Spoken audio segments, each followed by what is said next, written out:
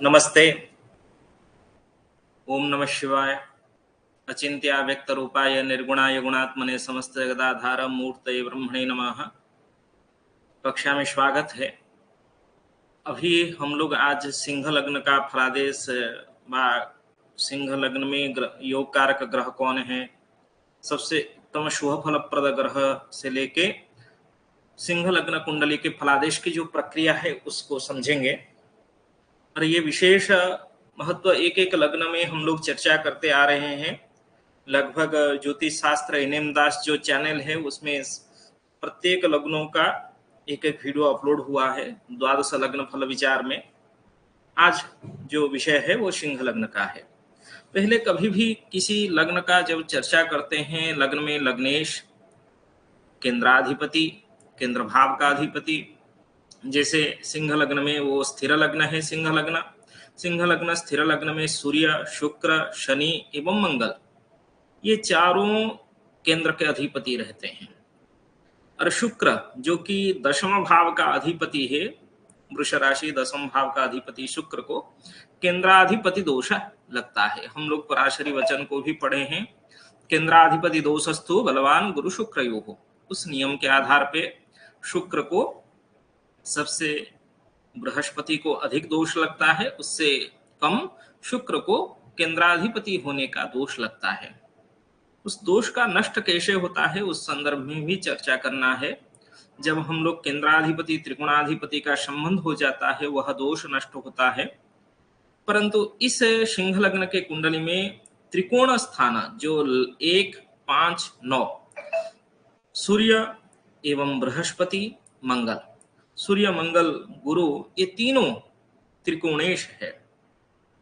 त्रिक स्थान कहने से 6, 8, 12 त्रिकेश यहाँ सिंह लग्न के कुंडली में गुरु शनि चंद्रमा है, क्योंकि गुरु अष्टमेश है, शनि षष्ठेश है, चंद्रमा व्यभाव का अधिपति है। मारकेश जो है वो द्वितीय सप्तम भाव, द्वितीयाधिपति बुध, सप्तमेश शनि, इसलिए बुध शनि मारकेश। और त्रिषडाय, त्रि तृतीय षड 6 आय एकादश, तृतीय षष्ठ एकादश स्थान का अधिपति शुक्र, शनि एवं बुध है। शुक्र तृतीयेश, षष्ठेश शनि एवं बुध जो है वो एकादश स्थान का अधिपति है। इसके बाद जब इनका परस्पर के संबंध के हम लोग चर्चा करते हैं उसमें जाके फलादेश निकल के आता है।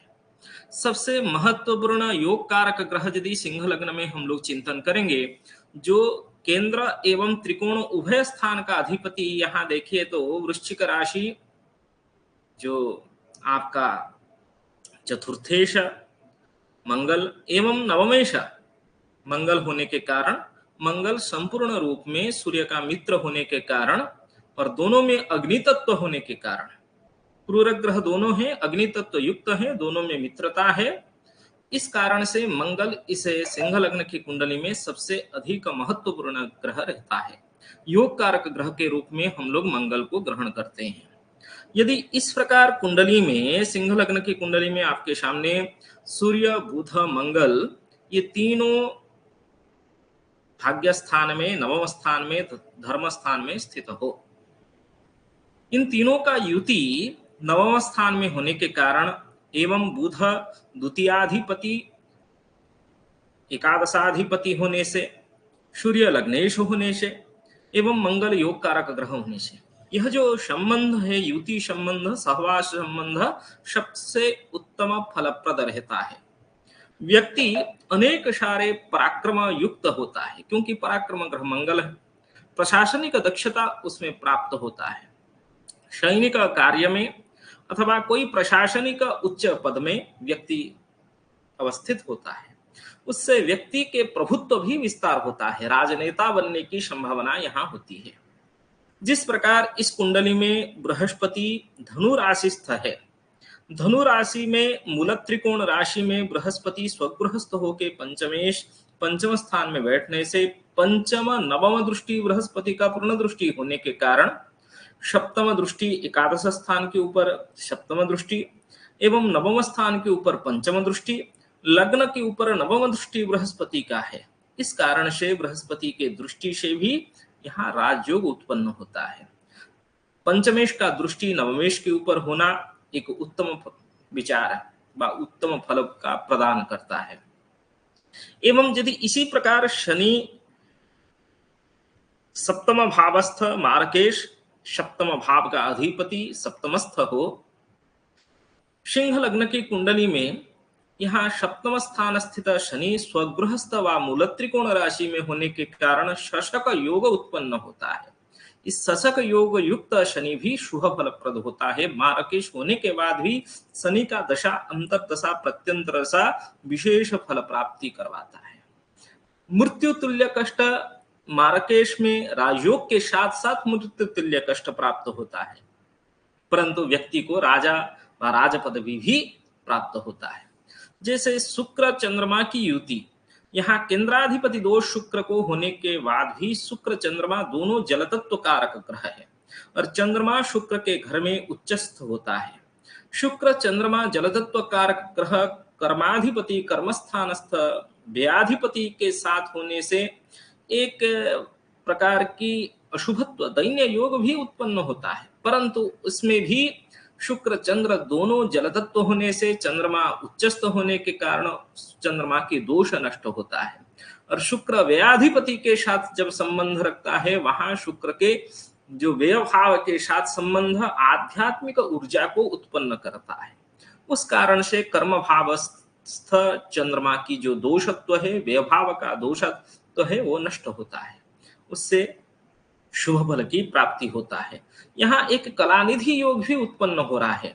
जैसे कि हम लोग जानते हैं, बुध बृहस्पति द्वितीयाधिपति शुक्र के साथ संबंध द्वितीय स्थानस्थ बृहस्पति एवं पंचम स्थानस्थ बृहस्पति, यदि बुध शुक्र ये केंद्र स्थान में हो, वहां भी कलानिधि योग के उत्पन्न होने की संभावना रहती है इस योग में। तो हम लोग सिंह लग्न के कुंडली में इस प्रकार फलादेश कर सकते हैं। यदि ऐसा एक चिंतन करें, सूर्य बुध बृहस्पति एक साथ हो जाए, इसमें हम लोग क्या करें, सूर्य एवं बुध बृहस्पति ये तीनों यदि कहा ना पंचम भाव में एक साथ हो जाए अथवा नवम स्थान में एक साथ हो जाए, और शुक्र यदि कहा हो ना एक जो वृश्चिक राशि है, वृश्चिक राशि शुक्र के घर से सप्तम राशि है, शुक्र वृश्चिक राशि का अधिपति, उससे सप्तम राशि जो है वो वृश्चिक राशि है, वृश्चिक राशि में स्थित हो, इस प्रकार के स्थान योग में वहां भी धन योग उत्पन्न होगा। सूर्य बुध की युति जो है वो बुधादित्य योग को उत्पन्न करेगा, क्योंकि सूर्य लग्नाधिपति है और बुध वाणिकारक ग्रह द्वितीय भाव विद्यास्थान होने के कारण द्वितीयाधिपति के साथ सूर्य का लग्नाधिपति का संबंध एक विशेष फल व धन योग उत्पन्न करता है, जिससे व्यक्ति धीरे धीरे ऊपर मतलब उसके कर्म क्षेत्र में एवं उसके धन संबंधी प्राप्ति के क्षेत्र में अधिक उन्नति करता है। और लग्नेश द्वितीयेश पंचमेश इन तीनों का संबंध होने से विद्या योग बनता है। इससे व्यक्ति भी अधिक विद्वान ज्ञान युक्त एवं सुख संपन्न भी रहता है। सूर्य बुध एक साथ होने से यदि केवल सूर्य बुध हो, बृहस्पति के साथ संबंध नहीं रख रहे हो, वहां थोड़ा सा भाग्य में विडंबना होती है। मंगल की जो हम लोग इस योग में मंगल जैसे भाग्य स्थान में बैठा हुआ है, सूर्य बुध बृहस्पति तीनों पंचमस्थ है, शुक्र वृश्चिक राशि में स्थित होके कर्म भावाधिपति कर्म को पूर्ण दृष्टि से देख रहे हैं, और चंद्रमा उच्चस्थ है, भले ही व्यभाव का अधिपति है, शुक्र चंद्रमा में परस्पर में एक इतरातर दृष्टि संबंध है, इससे भी राजयोग उत्पन्न होता है। यह राजयोग निश्चित प्रकार के, क्योंकि चंद्रमा में कला उत्पन्न करने की क्षमता रहती है और शुक्र भी कला तत्व व कामना कारक ग्रह होने के कारण इन दोनों के परस्पर संबंध से, दृष्टि संबंध अथवा युति संबंध से व्यक्ति कला में निपुण होता है, ऐश्वर्य प्राप्त करता है। इस प्रकार के लक्षण हम लोगों को भी चिंतन करना चाहिए। इसमें और एक चिंतन करें, क्या है, यदि केवल बृहस्पति शुक्र का युति हो जाए, केवल क्या हो, ना बृहस्पति शुक्र का युति हो जाए। सूर्य बुध बैठे कहाँ हो ना, इसमें बृहस्पति शुक्र का युति हो, इस प्रकार युति। बृहस्पति शुक्र की युति होने से क्या यहाँ युति का, बृहस्पति शुक्र परस्पर शत्रु है, एक देवता गुरु और दूसरा क्या है, राक्षसों का गुरु। इन दोनों में मित्रता कभी नहीं है और युति में अति शत्रुता होती है, क्योंकि एक साथ मिलके बैठ जाते हैं तो दो शत्रु शत्रु अति शत्रु हो जाते हैं। परंतु यहाँ आप केंद्र भाव का एक संबंध देखेंगे तो केंद्राधिपति शुक्र, त्रिकोणाधिपति बृहस्पति, इन दोनों का सहवास संबंध हुआ है। इस सहवास संबंध से शुक्र के जो केंद्राधिपति दोष नष्ट होता है, इससे भी ज्ञान जनित योग उत्पन्न होता है।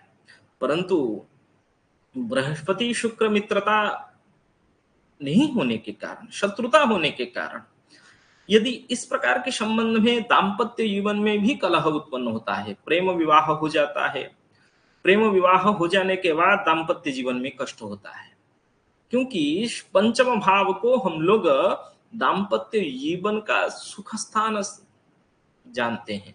उस सुख स्थान में जो दाम्पत्य जीवन का पंचमेश है, मुख्य प्रमुख ग्रह पंचमेश, उसके साथ शुक्र कामना कारक ग्रह, जो सप्तम भाव का कारक ग्रह, उसका युति होने से कुछ सामान्य विडंबना मध्य मध्य में दिखाई देती है जीवन में, दाम्पत्य जीवन में।